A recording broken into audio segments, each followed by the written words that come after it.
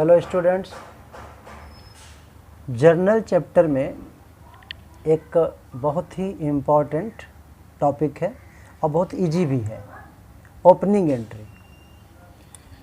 Opening entry is the journal entry, एक journal entry है which is passed on the first day of new accounting year.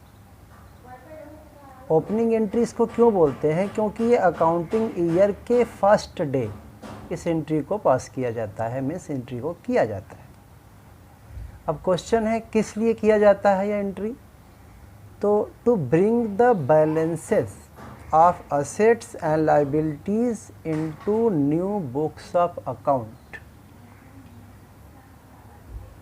एक principle है accounting का, accounting period principle या accounting period concept.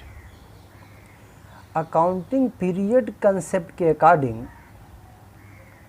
Books of account को हर साल every year close कर दिया जाता है और जनरली इसको अकाउंटिंग ईयर बोलते हैं। अकाउंटिंग ईयर जनरली क्या होता है?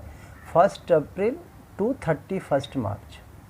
फॉर एग्जांपल, जैसे 1 अप्रैल 2020 को ईयर स्टार्ट हुआ तो एंड होगा वो 31 मार्च 21 को।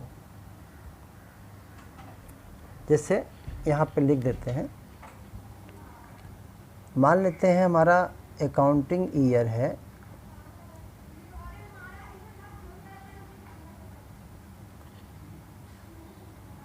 अकाउंटिंग ईयर अगर 1 अप्रैल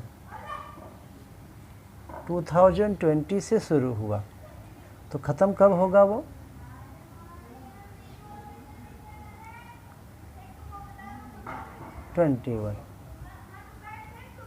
इसका प्रीवियस ईयर हम देखते हैं, प्रीवियस अकाउंटिंग ईयर, इसके एक साल पहले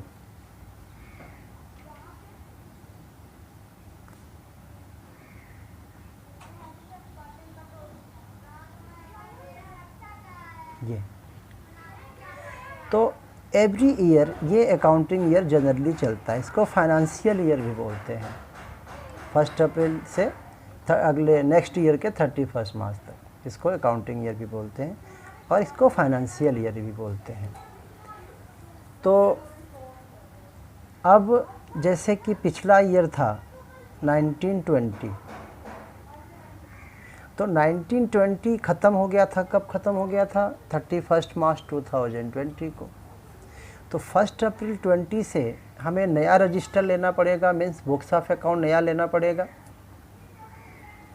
तो जब नया हम रजिस्टर लेंगे तो 31 मार्च 20 को रात को शाम को जब दुकान बंद हुआ तो क्या क्या असेट था, दुकान में कैश कितना था, आपके शॉप में स्टॉक कितना था, आपके बिजनेस में मशीनरी कितने रुपए की थी, आपके बैंक अकाउंट में कितना बैलेंस था, वो तो पिछली बुक क्लोज हो गई। तो उस बैलेंसेस को न्यू बुक्स में लाने के लिए एक एंट्री पास की जाती है, उसको बोलते हैं ओपनिंग एंट्री। तो डिफिनीशन एक बार फिर से आप पढ़ लीजिए।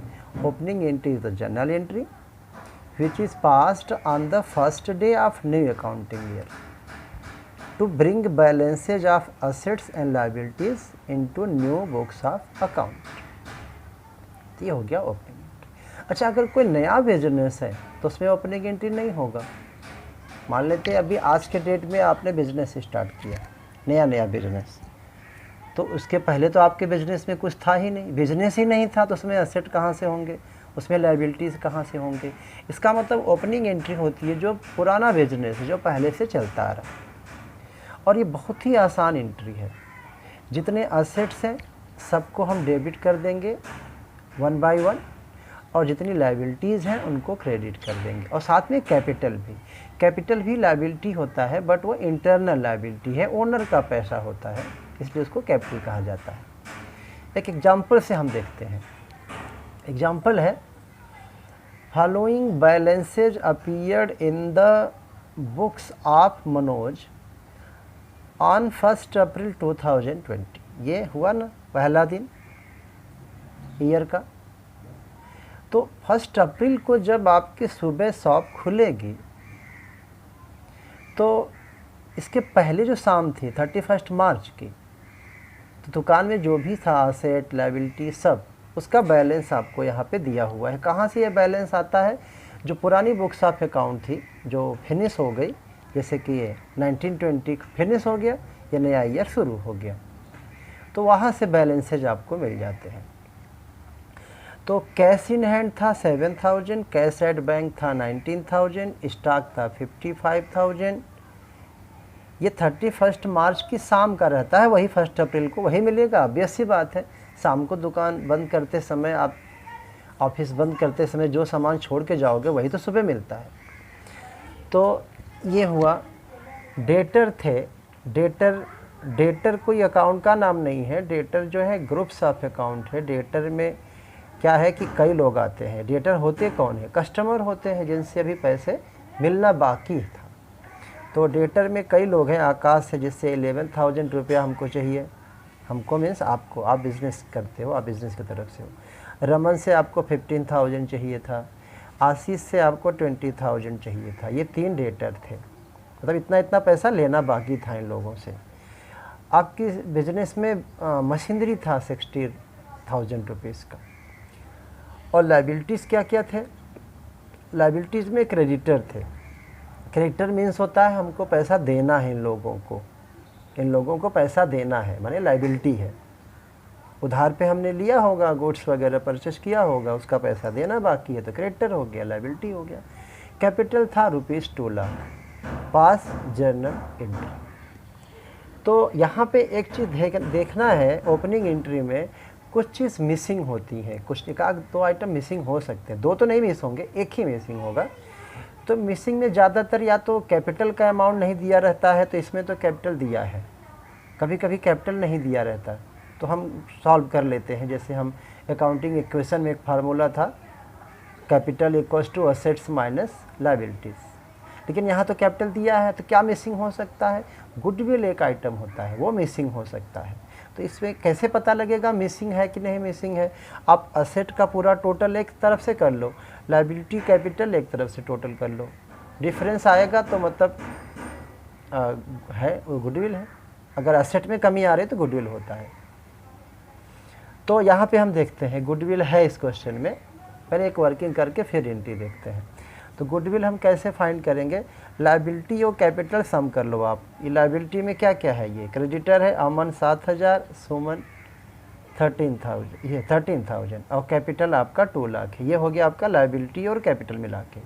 असेट्स आप देखें यहाँ पे 7,000 यहाँ लाया, कैश है 19,000, सॉरी बैंक है 19,000, स्टॉक है 55,000, डेटर में आकाश से लेना है 11,000, रमन से लेना है 15,000, आशीष से लेना है 20,000, मशीनरी है 60,000। तो आपका लायबिलिटी और कैपिटल मिला के हुआ 2,20,000, और आपका जो असेट है ये टोटल ये हो रहा है 1,87,000। तो ये डिफरेंस जो है आपका ये गुडविल है। गुडविल भी असेट होता है, तभी तो असेट साइड कम पड़ रहा था, असेट का टोटल कम पड़ रहा था, तो गुडविल होता है। और अगर कैपिटल मिसिंग होगा तो आप कैपिटल फाइंड करोगे, उसका formula capital asset minus liability होता है। तो अब ये एंट्री तो बड़ी आसान है। आप क्या करना है, जितने असेट से एक लाइन से डेबिट कर दो और लायबिलिटी और कैपिटल को क्रेडिट कर दो। सिंपल सी एंट्री है, बहुत इजी एंट्री है। तो एंट्री देखते हैं, ये हमारा है, ये एंट्री है। अब ये हमारा क्या था? कैश था 7,000, यहाँ हमने लिख दिया कैश अकाउंट 7,000। जितने असेट से एक लाइन से डेबिट करते जाना है बस, और कुछ नहीं करना, और लायबिलिटी कैपिटल क्रेडिट करना, इतना सिंपल एंट्री है ये। और क्या था? अच्छा, यहाँ कैश इन हैंड लिखा हुआ है, लेकिन एंट्री में हम केवल कैश लिखेंगे, कैश इन हैंड नहीं लिखेंगे। यहाँ कैश एट बैंक लिखा है 19,000, लेकिन एंट्री में आपको केवल बैंक लिखना है, कैश एट बैंक नहीं लिखना है। ये बस कुछ नहीं करना, देख देख के यहाँ लिखते जाना है, बस कॉपी करना है आपको। और क्या था? स्टॉक था 55,000, तो स्टॉक लिख दिया हमने 55,000। फिर क्या था? डेटर में थे आकाश 11,000, रमन 15,000, आशीष 20,000, तो ये लिख दिया आकाश 11,000, रमन 15,000, आशीष ये 20,000 मीन्स 20,000। मशीनरी था, मशीनरी 60,000, ये हो गया। ये गुडविल कहाँ से आया? गुडविल तो क्वेश्चन में नहीं दिया था, ये मैंने बैलेंसिंग फिगर है, क्योंकि ये टोटल जो है अभी दिखाए थे, ये टोटल लायबिलिटी और कैपिटल का टोटल 220 आ रहा था, और असेट का टोटल किए थे तो टोटल 187 आया था। तो असेट में यानी डेबिट में कम पड़ रहा है तो वो गुडविल लिखते हैं। तो ये गुडविल आ गया आपका 33,000। बाकी आपको जो दिया था क्वेश्चन में, क्या क्या दिया था? क्रेडिटर दिया था 7,000 और ये 13,000, ये अमन सोमन लिख दिया, और कैपिटल दिया था 2 लाख, लिख दिया, हो गया entry. Assets and liabilities brought forward, simple सी जनरल एंट्री है, ये ओपनिंग एंट्री।